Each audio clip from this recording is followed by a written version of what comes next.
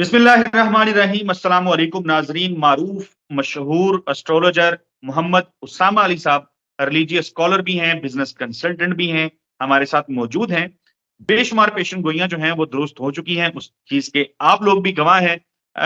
आज इस वीडियो के अंदर हमने बात जो है वो करनी है पाकिस्तान की सियासी सूरत हाल के ऊपर, मुस्तकबिल की सूरत हाल के ऊपर। क्या पाकिस्तान में इलेक्शन होगा तो कैसा इलेक्शन होगा? मौलाना फजलुर रहमान जो बड़े खतरे की घंटियां बजा रहे हैं, क्या बात है, क्या मामला है, इस पे बात करेंगे। मोहम्मद उसामा अली साहब, सर अस्सलाम वालेकुम। सर कैसे हैं? वालेकुम अस्सलाम। मैं ठीक हूँ, आप सुनाएं, क्या हाल है आपके? मैं बिल्कुल ठीक, अल्हम्दुलिल्लाह, अल्लाह ताला का बहुत शुक्र है।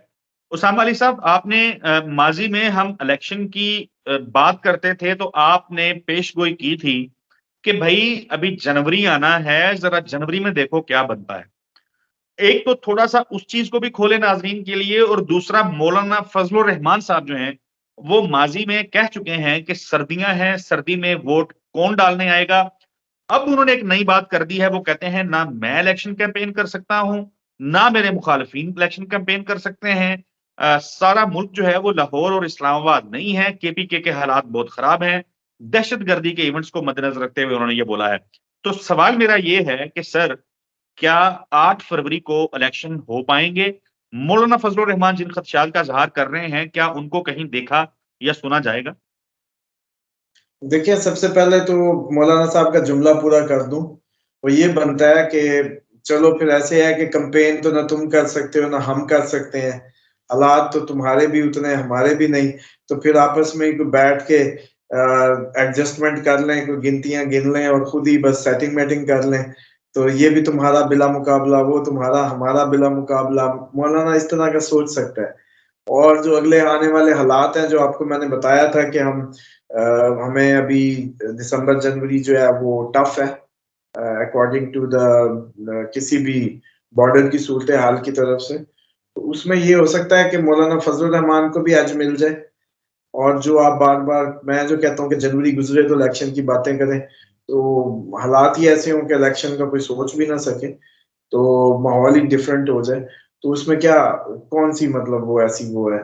तो ये है कि ये मौलाना साहब को ऐसे ना सुने, दो बंदे इस टाइम बड़े इंपॉर्टेंट है सुनने। एक उनमें एक उनमें जरदारी साहब और दूसरे फजलुर रहमान साहब। जरदारी साहब डेफिनेटली इतने वो नहीं है काके के उनको पूरा यूज करके कोई टिश्यू पेपर की तरह फेंक दे। और दूसरा ये है कि आपको पता है कि फजलुर रहमान साहब को भी हमेशा इस्तेमाल किया जाता है इस तरह की एक्टिविटी में। तो वो हो भी जाते हैं, बाद में मासूमियत से कहते हैं मैं तो ये कहता था। अभी पीडीएम के सरबराह तो आप थे, आपकी अगर नहीं मान रहे थे आप हुकूमत तोड़ देते भाई। इमरान खान ने भी तो चलती हुकूमत को टांगे मारी हैं, तोड़ा है, जैसे भी है आप भी कर देते। ठीक है, तो आपने नहीं किया। अब आप कह रहे हैं मैंने तो ये कहा था यूं ना करो, मैंने तो ये कहा था यूं ना करो।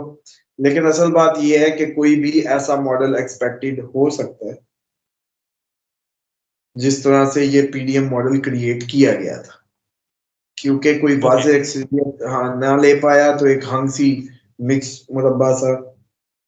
और ये भी पॉसिबिलिटी है कि ये बड़ों ने अगर नखरे किए ना, ये जो मेजर हमारी मेजर, अभी अगर कौमी लेवल पे कहा जाए तो वैसे तो पीपल्स पार्टी और पीटीआई बनती थी कौमी जमातें, लेकिन अभी अगर देखा जाए तो पीपल्स पार्टी डेफिनेटली उस पोजीशन में नहीं है।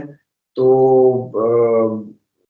इसको नून लीग को कंसीडर कर लें, तो मेजर थ्री जो है वो भी पॉसिबिलिटी है कि ये ना इसको आखिरी दिन तक ये समझते रहें कि ये पॉसिबिलिटी है कि इनके नखरे, इनके भेदभाव के चक्कर में ये कहा जा सकता है कि भाई अभी मौज करो, फिर अपोजिशन में बैठो, जो लेना लूना उधर लो, हम ये करके अपना सिस्टम तो सीधा करें ना।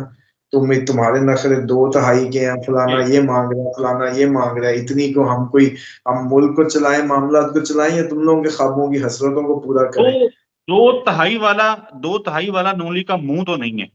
बलूचिस्तान में मांगे तांगे के वो लोग अपनी पार्टी के अंदर शामिल करवा रहे हैं, एमक्यूएम के पांव में पड़ के उनको साथ मिला के सीट एडजस्टमेंट करने की बातें हो रही हैं।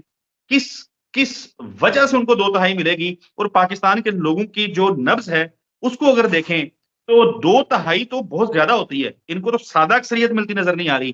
क्या आपको भी ऐसा ही नजर आता है? सादा अक्सरियत मिलती आसानी से नजर आ रही है नवाज शरीफ साहब चौथी दफा वजीर आजम बनते नजर आ रहे हैं? देखिए इसमें तो कोई नहीं, चांसेस तो उनके ब्राइट है, एस्ट्रोलॉजिकल भी उनका अगला साल अच्छे चांस है। लेकिन जो हसरत है ना ये 2 तिहाई वाली, ये बहुत मुश्किल है। ये भोला बन जाते हैं, वो बचपन में भोला, भाई वो प्यो ने भोला दे दिया था, ज़ैउल हक को भी भोला ले जो वेला फिरता है। भोले ने ऐसा कमाल किया है, मैं कहता हूँ सारी अपने बच्चों के नाम भोले रखा करें। देखें 30 से चौथी दफा वजीर आजम। लेकिन जो बना रहे हैं ना उनके अंदर भी मैं समझता हूँ, जाहिर बात है पैट्रियोटिक है। ये सिर्फ और सिर्फ जो हमारा मोदी की यारी है ना, इस वजह से ये सारा मामला, अंदर वट तो चढ़ते होंगे। ये भी कद्दू को खाने के अलावा कोई काम नहीं है ना, कोई इतना मतलब वो तो देखे हीरो, हम हैं हुस्न परस्त कौम। ड्रामे फिल्में हमारी जिंदगी का बड़ा मतलब जिंदगी की इंटरटेनमेंट है। इससे ज्यादा हाइकिंग शाइकिंग पे नहीं जाते, पहाड़ों की तरफ नहीं जाते। फिल्में सबसे बड़ी इनकी इंटरटेनमेंट है फिल्म। तो उसमें भोला और उसके मुकाबले में एक हीरो वजीर आजम, गुड लुकिंग हैंडसम। तो असल तो हमें गुड लुकिंग हैंडसम वजीर आजम चाहिए। ये भोला तो मजबूरी बन गई है हमारी, समझ रहे, ये तो मजबूरी बन गई है कि परलों ने इसको कह दिया कि इसको लाओ, इसके बगैर गुजारा नहीं है।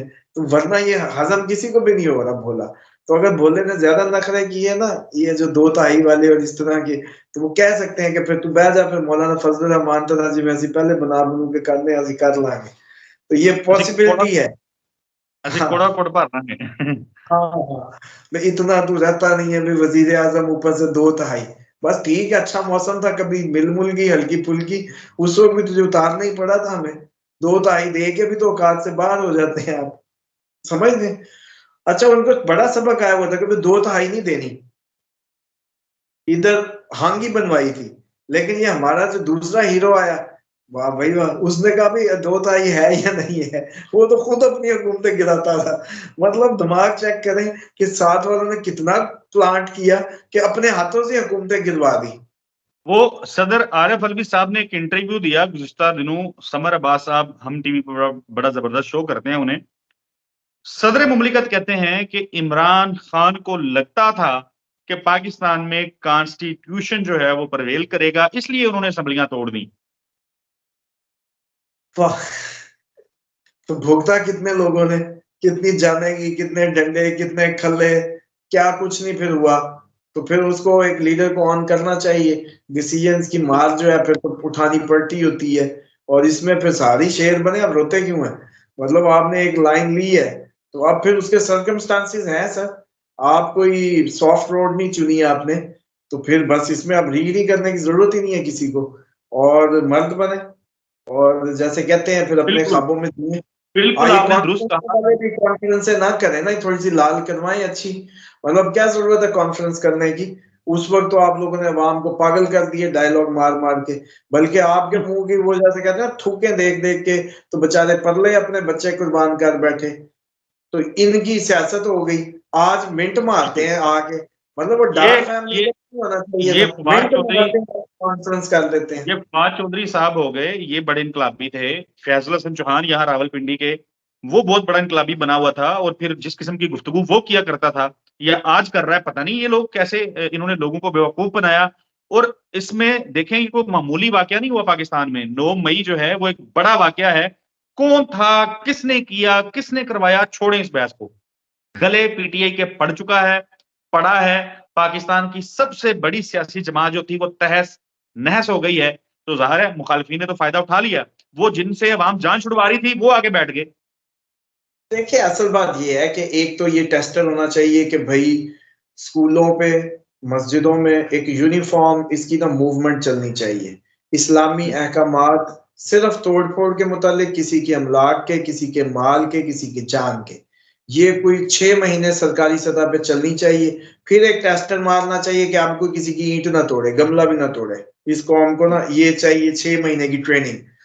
फिर मैं देखता हूँ कौन सी पॉलिटिकल पार्टी इस तरीके की हरकत कर सकती है या इस तरह से इसको यूज कर सकती है। अब आ जाए बिल्कुल। ये लोग जो है, इनको तो डबल सजाएं होनी चाहिए। जो इनकी लैंग्वेज बड़ी गंदी थी, मतलब आप इस्लाम के दायरे में ये जो फैजुल हसन चौहान साहब हैं, ये तो मेरा ख्याल है कोई जमात इस्लामी से भी सुना था, कनेक्टेड थे पहले के माजी में, या ऑफरें होती रही। मुझे तो समझ नहीं आती भाई।